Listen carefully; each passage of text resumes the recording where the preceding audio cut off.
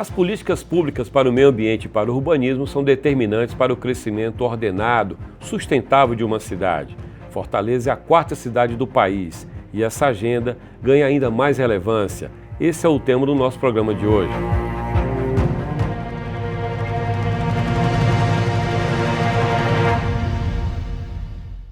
Fortaleza discute o novo plano diretor. Isso é determinante para a cidade, importante para a qualidade de vida dos cidadãos, determinante também para quem vai investir em Fortaleza. E essa agenda do plano diretor passa muito pela SEUMA, a Secretaria de Urbanismo e Meio Ambiente da capital. À frente da SEUMA, a secretária Luciana Lobo, com quem eu converso agora no programa do Anuário. Secretária, tudo em Fortaleza é mais complexo porque a cidade é muito grande. A gente é a quarta capital do país. Estou falando de várias fortalezas. Uma fortaleza do subúrbio, uma fortaleza da área dita nobre. Pergunto à senhora, como é que a SEUMA trabalha essas políticas considerando níveis tão díspares de qualidade de vida, de demandas numa cidade só? A sorte que nós temos, Jocélio, é de estarmos em um governo que vem de outro governo muito bom também, que foi a administração do prefeito Roberto Cláudio, e agora a administração do prefeito Sarto se beneficiou de um trabalho interno muito forte. Então, o que é que eu quero dizer com isso? Tivemos na administração anterior uma grande lupa sobre Fortaleza, que foi o planejamento feito no 2040, em que pudemos investigar essa cidade em toda a sua complexidade, em toda a sua realidade, né? E, a partir daí, poder desenvolver mecanismos para melhor trabalhar. Além disso, a gente tem uma vantagem, que aí eu posso falar com propriedade, que estamos melhor do que São Paulo, melhor do que Teresina e melhor do que muitas outras cidades do país, que é o nosso sistema de licenciamento. Então, o nosso sistema de licenciamento, ele realmente conseguiu dar uma agilidade muito grande e também parametrizar muitas dessas informações importantes para a cidade.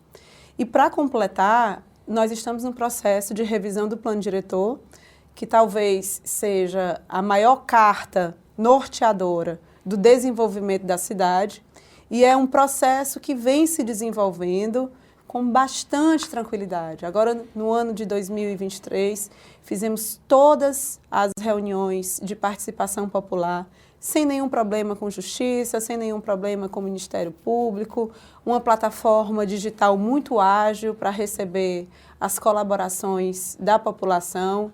Então, eu acredito que o trabalho técnico bem feito dentro da prefeitura, ela ajuda a lidar com essas diferenças, que não é diferente de nenhuma outra grande cidade do Brasil. Acho que a gente está na vantagem por ter um corpo técnico muito bom trabalhando. A senhora falou no Fortaleza Online, né? Só que estava se referindo à Fortaleza Online, que a senhora herdou da gestão passada. Isso. Tornou mais ágil, mas parte do princípio de que o Estado, enquanto prefeitura, acredita na boa-fé de quem está fazendo licenciamento. Em linhas gerais, qual o feedback que a senhora tem em relação à Fortaleza Online, considerando que o mal feito, se já tiver feito, pode virar um TAC? E aí, como é que fica a cidade?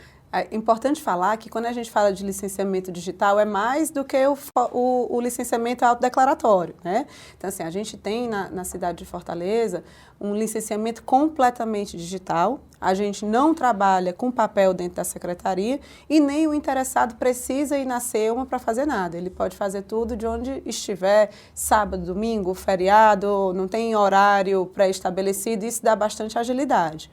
Parte desse licenciamento é, sim, autodeclaratório.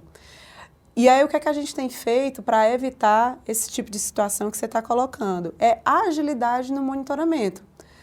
Hoje, 100% dos alvarás de construção são monitorados, sejam alvarás de construção autodeclaratórios ou que passaram por análise, eles são monitorados no prazo de 1 semana da emissão. Quem faz isso é a GFIS, no caso? Não. Quem faz isso é a própria SEUMA. A própria SEUMA? Porque na SEUMA nós fazemos o monitoramento das informações documentais que foram prestadas. A GFIS, a GFIS ela vai em campo, né?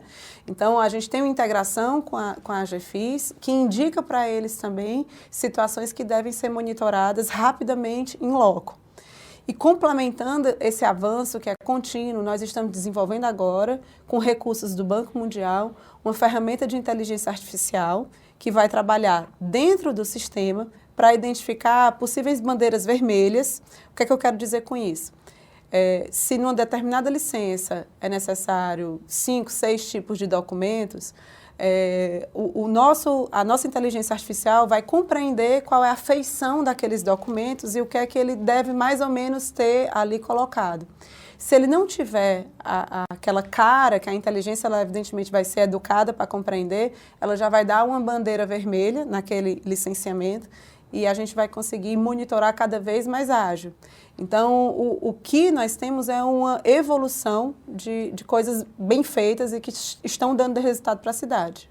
A propósito ainda da agilidade, qual o tempo que vocês têm hoje de resposta para quem entra com algo virtual no Fortaleza Online, com um pedido como esse? Se for uma licença autodeclaratória, ela leva 30 minutos no máximo para receber, ou o tempo de compensação do boleto bancário, né? Se não for o boleto que tenha compensação imediata. Se for um licenciamento que precisa de análise dos nossos servidores, aí é o tempo de análise e também da qualidade das documentações que são colocadas, né? Vai depender de casa a casa e da complexidade. A senhora diria que a cidade hoje ela está no nível que a senhora considera seguro para que nós não tenhamos construções irregulares se valendo da urgência que a prefeitura adotou?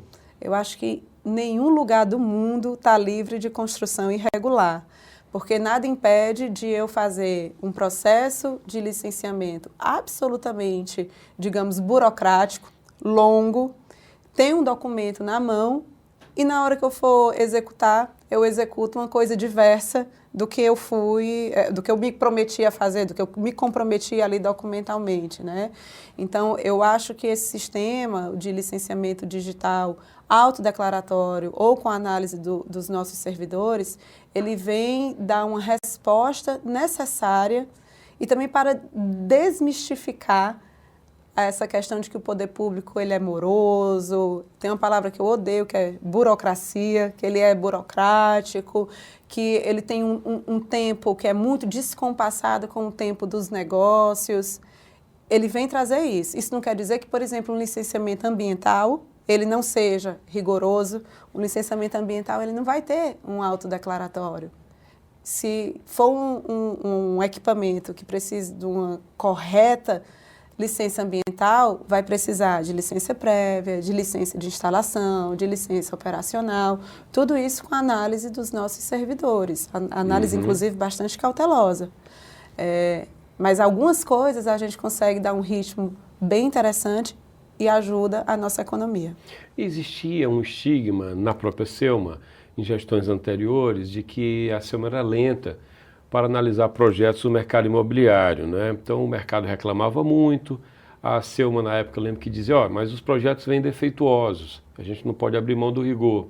Em que medida a agilidade que vocês adotam hoje compromete o rigor, né? Eu insisto nesse ponto, e segundo, deixou de ser um problema essa questão da rapidez na análise de projetos? A gente continua recebendo reclamação, né? E até tem em várias conversas com os nossos interlocutores, chega para a gente assim, mas está muito lento, a gente espera que saia em 5 dias, está levando 30. Sim. Aí eu dou uma risada e digo, é isso mesmo. Tem até uma piada que a gente faz, que eu digo, aqui não é padaria, que você pede 2 pães carioquinha e sai com ele debaixo do braço. Tem que ser analisado e tem que ser rigoroso. Não obstante, nem sempre agradamos a todos. E isso faz parte, é parte da nossa atividade também. Mas o que podemos e que achamos que devemos é facilitado.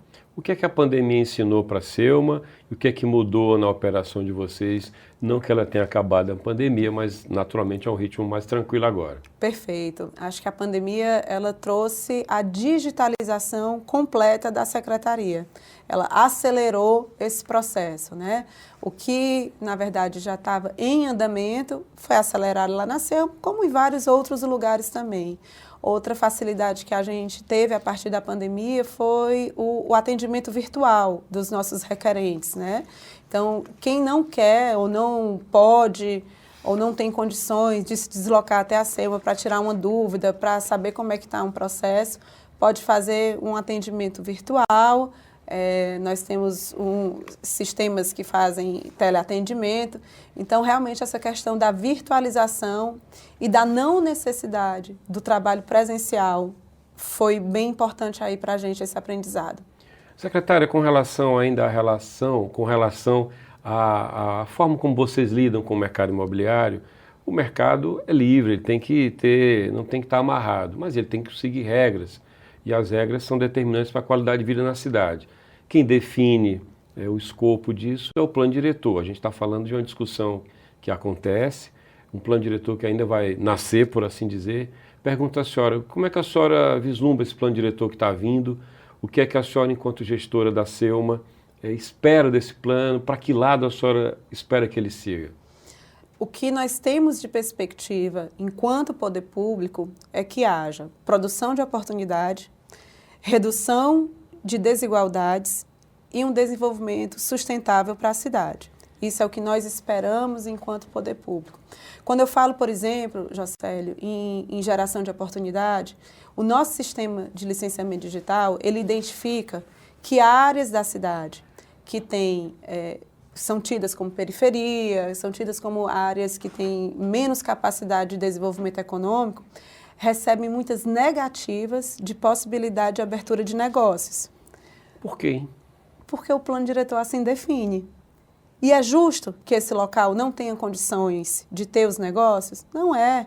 Existem muitas centralidades na cidade, você não sabe, quer dizer, você sabe, você não imagina a pulsação econômica que tem em muitas centralidades da cidade, que talvez a pessoa que não frequente tantos bairros não saiba, né? Então, bairros como, por exemplo, Bom Jardim, Planalto, Ayrton Senna, eles têm comércios pulsantes que desejam se desenvolver ainda mais e que, por vezes, não são possíveis dentro da atual legislação. Por exemplo, secretário, o que é que barraria um investimento numa área mais afastada da cidade pelo plano atual? A gente tem limitações do potencial construtivo e de parâmetros urbanísticos em algumas áreas da cidade, que são nas radiais mais periféricas da cidade. Contudo, a cidade se desenvolveu, apesar disso. Então, tem algumas situações relacionadas, por exemplo, a comércios informais, a negócios que poderiam estar funcionando ali, inclusive supermercados de maior porte, que fariam, inclusive, que essas pessoas tivessem a oportunidade de emprego mais perto de casa, e não tem. Então, a gente tem que identificar, aliás, estamos já nesse processo de identificação, por que que isso aconteceu, e lutar para que haja mudança e que haja mais oportunidade nesses locais.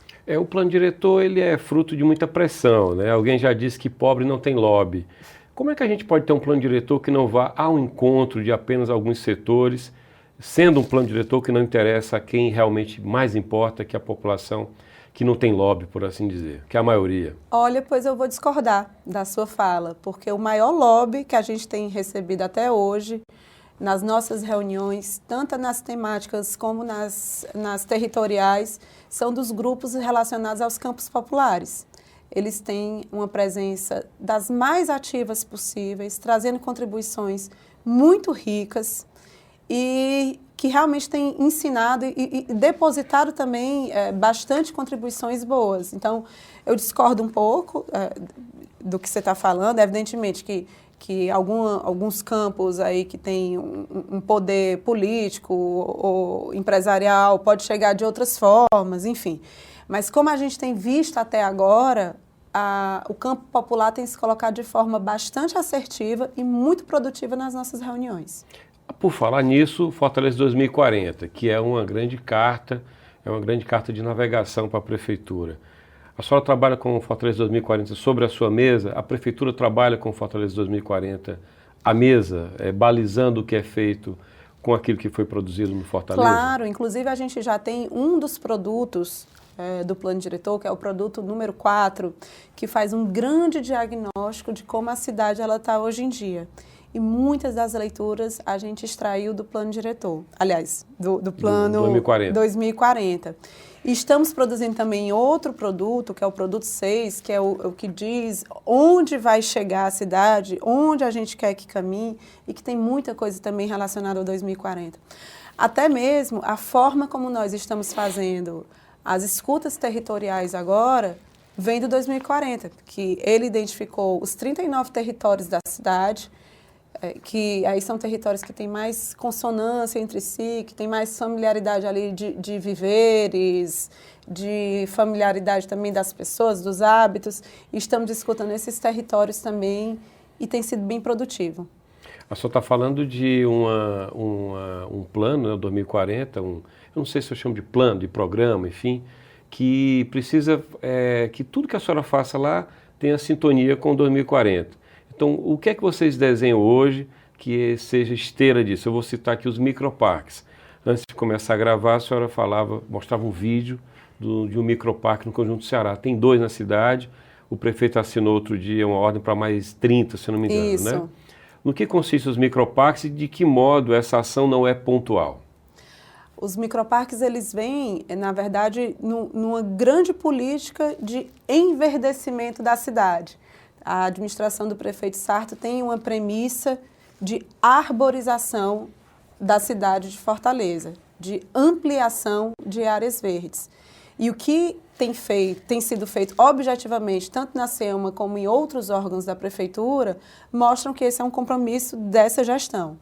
Fundamos ainda o Gabinete de Governança Climática, e esse gabinete ele tem feito uma leitura dos índices ambientais da cidade e que foi feito, inclusive, decreto. Então, espera-se que seja uma política de Estado e não de governo. Com relação aos microparques, nós pegamos, inicialmente, 30 áreas da cidade, terrenos que aí estão variando entre mais ou menos 700 metros quadrados a 4.000 metros quadrados. Terrenos da prefeitura? Todos da prefeitura. Tá. Todas áreas públicas que estavam com uma subutilização, algum terreno baldio, algum terreno que era da prefeitura, que estava funcionando como estacionamento e transformando em área verde, né? Então, é uma parceria também com as escolas públicas municipais que fazem esse conjunto lá com a gente, saindo do microparque, ainda voltando para a política de arborização. Vamos encerrar no dia 21 de setembro, que é o dia da árvore, o projeto Sementinha, que é levando árvores frutíferas para todas as escolas públicas municipais de Fortaleza.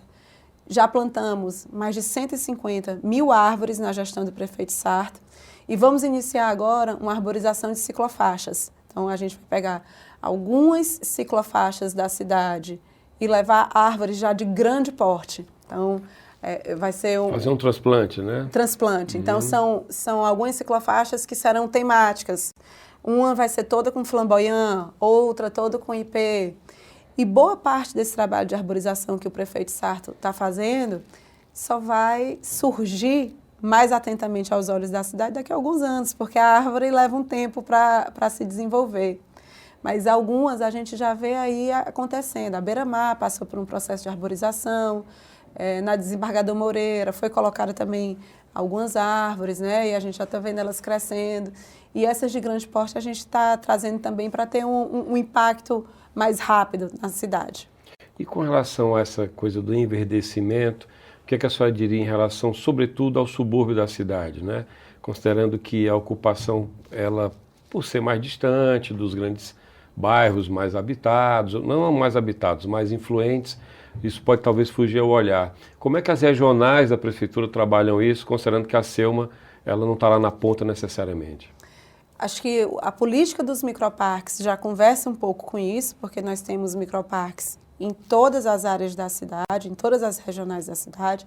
O primeiro que a gente vai inaugurar é no Conjunto Ceará, né? A gente tem em Conjunto Ceará, Planalto Ayrton Senna, Conjunto Esperança, temos Serviluz, vários bairros da cidade, né? E, de fato, a questão da arborização em áreas menos nobres da cidade é um desafio. A gente tem que lutar realmente para fazer isso acontecer, né? Especialmente porque tem questões relacionadas a algumas ocupações irregulares, calçadas mais estreitas, mas a gente não pode deixar de fazer. Então, tem que começar em algum lugar. E estamos começando e a nossa expectativa, o nosso desejo, especialmente, é que haja um engajamento da população. Porque se cada um cuidar de uma árvore que seja, na frente da sua casa, no quintal da sua casa, a gente vai ter um aumento muito grande da quantidade de árvores da nossa cidade. A cidade tem suas regras e a cidade cria novas regras que, de certa forma, desconstroem as regras anteriores. O desafio é conciliar para que, no final das contas, a cidade seja melhor, que é o que mais interessa. Eu estou falando de outorga onerosa. Foi criado na gestão anterior, a senhora já herdou também essa criação. A cidade vê os arranha-céus imensos a subir e isso tudo legal porque está dentro do modelo que, em linhas gerais, pressupõe que o investidor vai pagar ao município pelo solo que ele criou e o município usa aquele dinheiro para fazer o que ele quiser do ponto de vista da cidade, em outros pontos da cidade. No desenho é isso, a cidade está recebendo para permitir aquele prédio mais alto.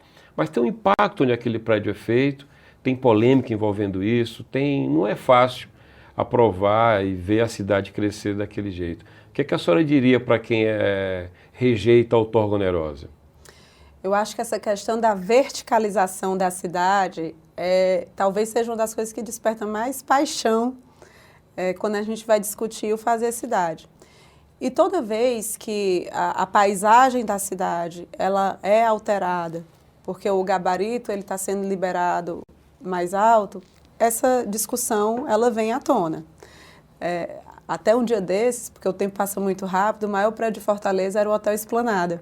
E na época ele tinha 72 metros e foi uma conversa enorme, uma discussão enorme que ia se destruir a cidade porque estava se permitindo alguma coisa daquela natureza. Então eu acho que essa discussão é ótima. Eu acho que tem que acontecer realmente, né? E eu acho que é importante colocar, principalmente, quando nós temos uma recuperação da mais-valia do solo. Então, a gente tem ali uma possibilidade de pegar recursos financeiros e levar para as áreas que mais precisam da cidade. Só para ficar no exemplo, hoje nós temos um programa de regularização urbana chamado REURB, em que 17 milhões de reais estão sendo tirados desse dinheiro da outorga e levados diretamente para a regularização fundiária de 30 mil famílias, 30 mil casas da cidade de Fortaleza. Então, esse é só um exemplo. Discussão sobre gabarito, se é bom, se é ruim, se deve, se não deve, depende da opinião de cada um. Tem gente que acha maravilhoso, tem gente que acha muito ruim. Eu acho que essa conversa tem que acontecer e nós temos, no momento, o local ideal para que isso aconteça, que é a revisão do plano diretor. A outorga onerosa é um instrumento urbanístico, está previsto dentro da lei do plano diretor e é o campo mais fértil para que haja essa discussão. Agora, não é porque parece barato o que é pago, né? Parece barato. 17 milhões, quando a gente olha as verbas públicas, é pequeno, não é um grande recurso. Já que existe, não deveria ser mais caro fazer isso? Eu acho que deveria ser umas 5 vezes mais caro, umas 10 vezes mais caro. Quanto mais caro fosse, melhor seria para a gente, mais recursos a gente teria revertido para a Prefeitura de Fortaleza. Quem sabe a gente consegue fazer isso agora na revisão do plano diretor. A Selma, ela tem no seu desenho o seguinte, urbanismo e meio ambiente, né? É muita demanda, é um assunto muito complexo. Historicamente, meio ambiente, há algum tempo, era associado a algo muito mais de ONG, era uma conversa fora do mercado, fora disso tudo. A gente vê que não, que tudo que envolve a economia da cidade passa pela sua pasta. A Selma é muito estratégica nisso. Como é que a senhora enxerga o futuro de Fortaleza no seu desenvolvimento, com a necessidade de investimento, preservando o meio ambiente, fazendo com que o prédio que subiu na beira-mar não agrida o riacho, fazendo com que o shopping que vai ser feito no bairro não gere a tal gentrificação e por aí vai. Como é que a senhora imagina a capacidade da prefeitura de preservar a legislação sem tolher o investimento privado? Talvez esse seja um dos maiores desafios, né?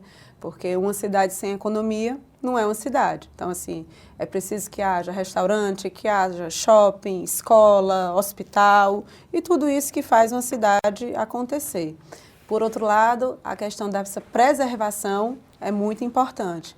Então, eu acho que talvez um gancho, um instrumento que se tenha hoje é uma maior capacidade de estudos ambientais qualificados e de medidas que possam ser tomadas dentro daquelas construções para que haja uma melhor promoção de um ambiente ambientalmente mais preservado.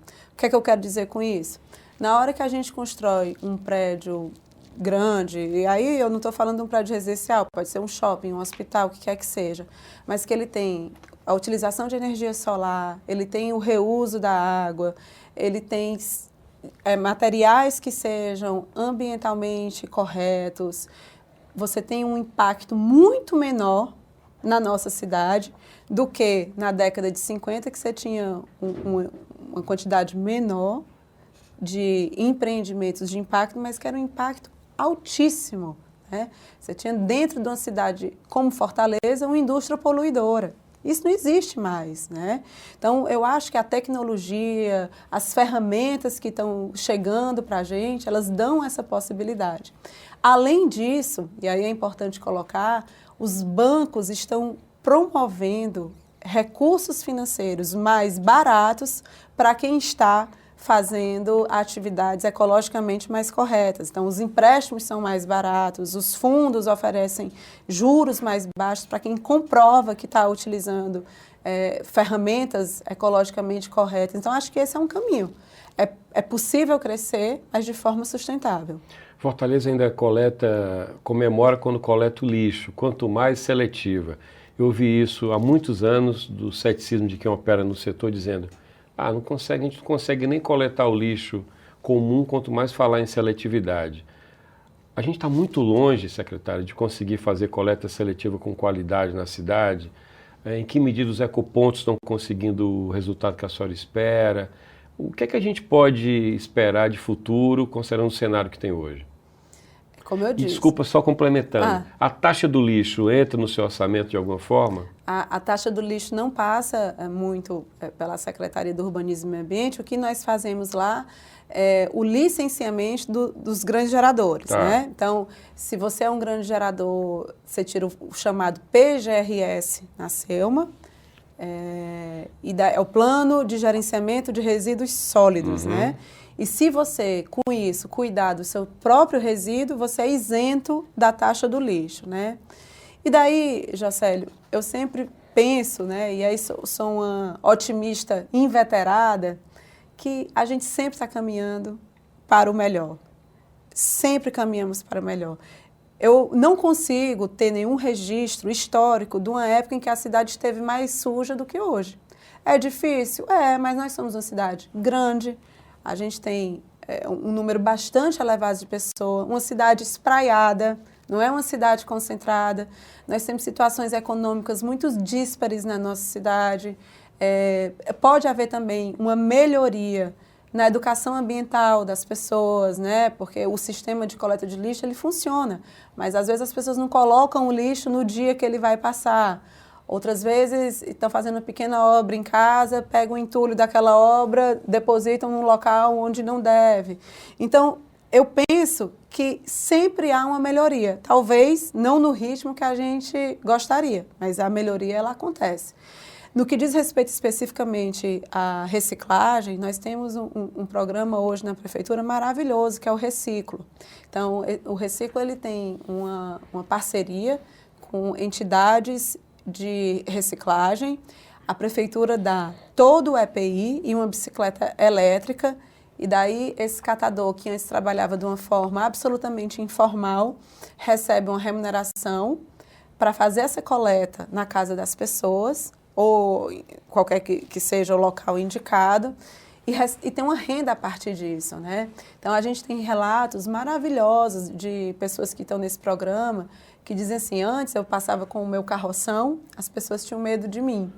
Hoje eu passo com a minha bicicleta elétrica, com o meu triciclo, e me pedem para tirar foto, me param para perguntar como é que faz para participar daquilo. Mas é um piloto ainda, né, secretário? Não, ele já está avançando bem. Tem quantos hoje?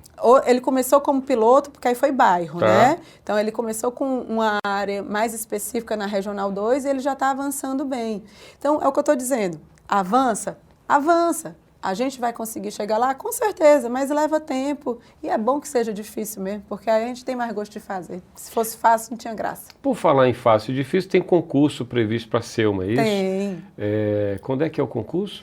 A gente não tem a data ainda, estamos no desenvolvimento dos trabalhos internos para lançar, mas ainda esse ano a gente consegue lançar concurso de aproximadamente 35 vagas para a Selma. E é em que nível esse concurso? Todo de nível superior, mas vai ter vaga para arquiteto, engenheiro, são várias profissões para ajudar a fazer Fortaleza uma cidade melhor. Faz tempo que não tem concurso na Selma, não? Nunca teve. Nunca teve? Esse vai ser o primeiro. O time de lá foi herdado de outra pasta e foi ficando? Foi ficando.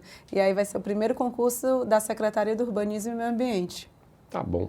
Secretário, muito obrigado. Teremos naturalmente muito mais assunto para tratar. Obrigado pela sua presença. E a Selma está no anuário, as atribuições, o perfil. As pessoas podem acessar a Selma pelo anuário também. Muito obrigado. De nada. Foi um prazer estar aqui. E chegamos ao final do programa do Anuário, o programa que está na sua temporada 2023-2024.